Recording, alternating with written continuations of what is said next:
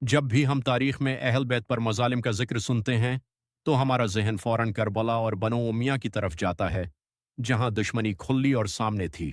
لیکن تاریخ کا ایک اور دردناک باب ہے، اور وہ ہے بنو عباس کا دور۔ عباسیوں نے حکومت ہی اس نعرے پر بنائی تھی کہ ہم اہل بیت کے چاہنے والے ہیں اور حکومت ان کا حق ہے۔ سادات اور عام لوگوں نے ان کا ساتھ دیا، قربانیاں دیں اور عباسیوں کو حکومت دلائی۔ لیکن اقتدار ملتے ہی عباسی بدل گئے۔ انہوں نے سادات کو حکومت سے دور کر دیا اور اپنے تخت کو بچانے کے لیے رشتوں کا خون کرنا شروع کر دیا۔ یہاں تک کہ خلیفہ جعفر منصور نے یہ کہنا شروع کر دیا کہ حکومت پر بیٹھی حضرت فاطمہ کی اولاد کا نہیں، بلکہ چچا حضرت عباس کی اولاد کا شرعی حق ہے۔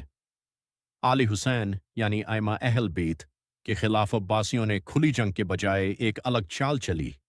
وہ جانتے تھے کہ لوگ ان بزرگوں کے علم اور تقوی کی وجہ سے ان سے دل سے محبت کرتے ہیں۔ اس لیے عباسی خلفاء نے انہیں زہر قید اور کڑی نگرانی کے ذریعے نشانہ بنایا۔ امام جعفر صادق کو بار بار تنگ کیا گیا اور آخر میں زہر دے کر شہید کر دیا گیا۔ امام موسیٰ کاظم کو خلیفہ ہارون الرشید نے کئی سال تک اندھیری اور تپتی ہوئی جھیلوں میں زنجیروں سے جکڑ کر رکھا اور وہیں زہر دے دیا۔ امام علی رضا، امام محمد تقی، امام علی نقی اور امام حسن عسکری، ان تمام بزرگوں کو ان کے وطن مدینہ سے دور کیا گیا، فوجی پہروں میں رکھا گیا اور زہر دے کر شہید کیا گیا۔ خلیفہ متوکل کے دور میں تو ظلم کی حد ہو گئی۔ اس نے امام حسین رضی اللہ عنہ کے روضہ مبارک کو گرا دیا اور وہاں ہل چلوا دیا تاکہ لوگ زیارت کے لیے نہ آ سکیں۔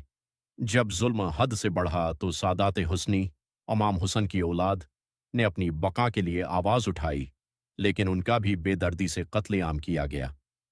امام نفس زکیہ نے مدینہ میں قیام کیا تو عباسی فوج نے پورے شہر کا معاشی بائیکاٹ کر کے قحط پیدا کر دیا۔ انہیں شہید کر کے ان کا سر دربار بھیجا گیا اور لاش کو سولی پر لٹکا دیا گیا۔ ان کے بھائی ابراہیم کو عراق میں شہید کیا گیا اور ان کے بیٹے سید عبداللہ اشتر کو سند برصغیر کے ساحل پر گھیر کر شہید کر دیا گیا۔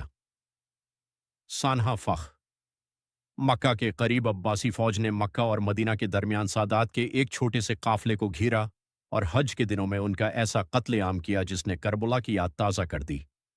ان کی لاشوں کو دفن تک نہیں کرنے دیا گیا۔ عباسیوں نے ظلم کے ایسے طریقے اپنائے جو روح کان پا دیں۔ وہ سادات کے بزرگوں کو اندھیری کوٹریوں میں بند کر دیتے جہاں وہ بھوک پیاس سے مر جاتے تھے۔ یہاں تک کہ نوجوان سادات کو سرکاری محلوں کی دیواروں اور ستونوں کے اندر زندہ چنوا دیا جاتا تھا۔ مدینہ میں سادات کا معاشی بائیکاٹ ایسا تھا کہ سادات کی خواتین کے پاس پورے کپڑے نہیں تھے اور وہ باری باری ایک ہی چادر پہن کر نماز پڑھتی تھیں۔